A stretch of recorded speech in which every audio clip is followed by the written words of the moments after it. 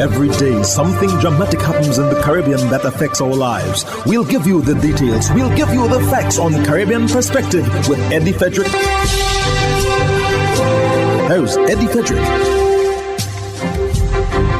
So glad you can join us. The new acting top cop in St. Lucia gets down to business early in his tenure. This story takes the lead in today's edition of Caribbean Perspective for Wednesday, 21st June 2023. Details after this important message. The hurricane season is now upon us, so we as Caribbean people need to remember to think safety and be prepared. Avoid venturing outside during a storm or hurricane, especially if there are strong winds. Rooftops and other debris are often blown about and can cause great damage.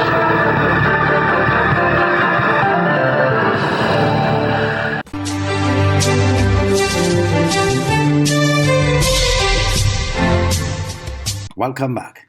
Deputy Commissioner of Police Ronald Phillip has been appointed Acting Police Commissioner of the Royal St. Lucia Police Force. He assumed the role as Police Chief. Cruzetta Descartes Pelias proceeds on pre-retirement leave. Jason Darius of the DBS News World reports. Commissioner of Police Cruzetta Descartes Pelias has gone on pre-retirement leave after being appointed to the position in October 2022. Pelias has gone down in history as St. Lucia's first female police commissioner, and despite serving a short stint in the post, the Royal St. Lucia Police Force is touting numerous successes under her stewardship. Deputy Commissioner of Police Ronald Phillip has taken over the mantle in the commissioner's absence and is acting in the position. Phillip says the plan for the police force under his stewardship is to continue in the strides set by Commissioner Pelias. I think that his stint as commissioner is one of success. We work very well. We collaborated on issues to address some of the problems. So some of the successes you would have seen there would be I could attribute her leadership to some of the successes that we would have witnessed. So it is just a matter of me carrying on from where she left off. Acting Police Commissioner Ronald Phillip officially took over the reins of leadership on June 15th, and during his short 6-week stint acting in the position, he hopes to address the issues that currently plague the officers at the Immigration Department. So I'm acting until July 31st, 2023. Notwithstanding it's an acting appointment, I intend to take this job very, very seriously. With immediate effect, one of the issues I would like to deal with to appease St. Lucians, especially as it relates to the immigration issue. I think for me that would be a major milestone if we can significantly reduce that level of backlog and that frustration that is being experienced at the Immigration Department. So short term, within the 6 weeks, I intend to do my best to try to remedy and correct this situation. The acting police commissioner, though indicating that police morale remains high, does reveal several inefficiencies that ought to be addressed to have a modern and more efficient service. I think generally that the morale is high. I think we still have issues to deal with. We still have internal mechanisms we need to strengthen. I still believe that there is a degree for policies or SOPs to govern our police action. That there's need for force modernization. There's need for us to invest greater in individual police officers, in police officers themselves. We need to get to a stage where we can empower police officers to be leaders, to take on some of the issues that is confronting us. Phillip says he stands ready to deal with the matters confronting the Royal St. Lucia Police Force. For the DBS News World, Jason Darius reporting. June 14th to 16th were the days selected for the EU's regional conference on sargassum.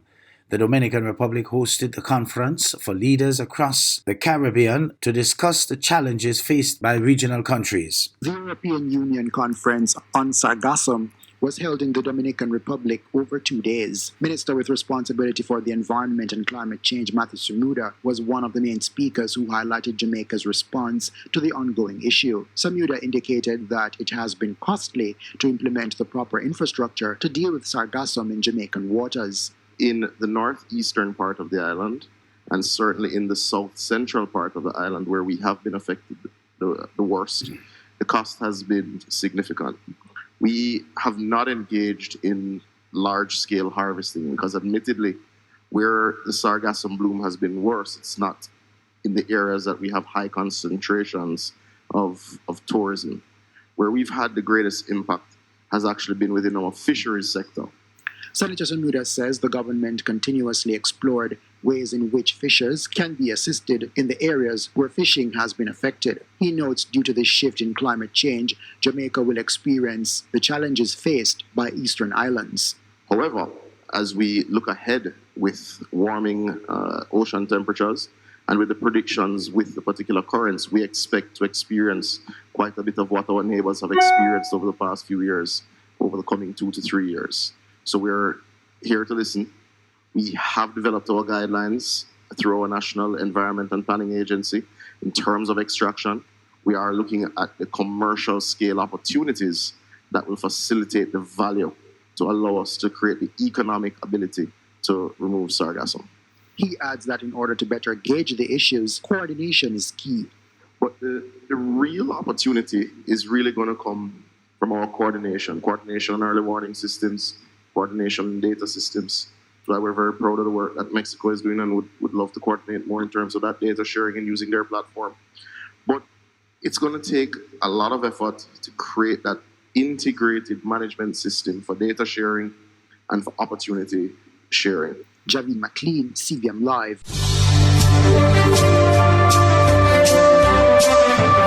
You're listening to Caribbean Perspective with Eddie Frederick.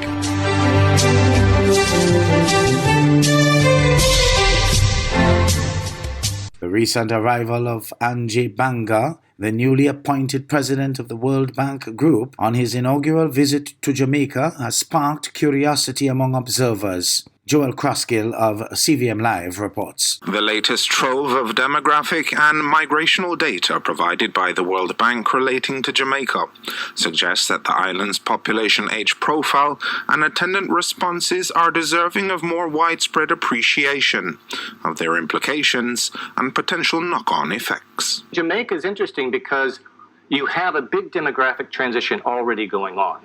And if you look at the age pyramid right now, the percentage of the population in different age categories, there are more people that are in their late 20s, early 30s than any other group. There's a smaller number that are 5 or 10 years old. But if you go ahead to about 2050, in about 25 or 30 years, most of those people, both because of low fertility and people leaving, the biggest part of the population is going to be in their late 50s. Or early 60s. So you're going to have this simultaneous need where those groups, as they move toward retirement, will need to be supported. That support is unlikely to be completely satisfied internally, according to the World Bank program leader for the region, Timothy Johnston. That's the demographic challenge, because the demand for nurses, for care workers and others in the U.S. is just going to increase. At the same time, Jamaica is going to need those people too. And this is the other interesting part. So you both need to improve the quality of human capital, but with that changing age pyramid, you're also going to have to do what the wealthier countries are doing, is you're going to need people coming in. The intersection between an aging population, continued migration, and declining health outcomes is a combination the country can ill afford to underestimate. If you have a population getting older, then the issue of healthy aging, or it's called golden aging, is critical because you need to stay productive, healthy, for longer. And what you see right now is in Jamaica, there's been really good progress on basic maternal child health, child nutrition. There's things to do, but it's pretty good. But there's a big challenge on non-communicable diseases. If you look at adult mortality, like what's the likelihood of a 15-year-old today surviving till they're 60? There's about 15% of them won't make it to age 60. Joel Crossgill, CVM Live. The application process for government's Nomad Digital Residency Program in Antigua and Barbuda has been extended to October 2025. That means people desirous of coming to Antigua and Barbuda to work from home can legally reside in the country up to 2027. The update has been provided even as another group of nomad residents prepares to depart the country. Ragib Aparicio of ABS News reports. The Nomad Digital Residency Program, launched in October 2020, is a long-stay visa program designed for people desirous of enjoying everything Antigua and Barbuda has to offer and capable of working from home. Successful applicants are allowed to stay in the country for a period of no more than 2 years. Chief Immigration Officer Katrina Yearwood says her team on Friday met with successful applicants of the program who will soon or have completed their stay. It was non-renewable, so they're all aware of that. There is strong consideration for renewing it. It has not been announced as yet, but that is a possibility for them to remain here. When we had the function, we got the sense that most of them are ready to call Antigua home, whether they wish to remain here and remain working remotely, or a few of them have actually set their eyes on higher heights. I was under that 2 years nomad program, and I really enjoyed it. I said, that's the place I really would like to stay. Yearwood says an option is being made available to the nomad residents, which would allow them to change their residency status. For those of them that wish to work or wish to have a business now, they would be changing their status to say that they can remain here, but under a different stamp. So that is currently on the table right now. When I mean on the table, we're just moments away from it being passed and legislated. In 2022, the program was ranked the best in the world by Human Resources Director Rakib Aparicio, reporting for ABS News. Premier Mark Brantley of Nevis was critical of people in the local society who are attempting to politicize violent crime in the Federation, primarily led by gang violence. Glenn Bart of SKN Newsline has that report. Premier Mark Brantley was critical of people in our society who are attempting to politicize violent crime in the Federation, primarily led by gang violence. According to the Premier, resorting to the blame game is not helpful, a path already proven to be of little use in reducing gun crimes in any significant way. He believes, however, that leadership that calls for inclusivity and a society willing to play its part are essential ingredients in addressing violent crime. Leadership has to be more than simply pointing a finger. We have to get to a point where we can sit down, look at the bigger picture, and find solutions. Dr. Drew may not have the answers, and it is not a death sentence for you sometimes to be in a position where you don't have all the answers. What you must do if you're in that position and you do not have the answers is to bring people around you who can help you find the answers. And that is the point that I have been seeking to make in relation to crime. That all of us, NRP, CCM, PAM, PLP, Labour, civil society, the church, the business community, the community groups, the schools, the nursing and doctor fraternities, all of us have a shared obligation to offer our contribution to solving the problem that has the potential to impact all of us. So do we continue to make the same mistakes? Or do we put our intellect and love of country to work to find solutions? Already for the year 2023, 18 homicides have been committed, predominantly by young people associated with gang life. Glenn Bart reporting for SKN Newsline. Hubbard's is once again innovating the way you shop with its new online store, providing 24-hour shopping convenience. You can shop now for appliances, hardware, houseware, building material, and more. Free delivery island-wide. Start shopping now at hubbardshardware.gd. Safe, convenient, reliable.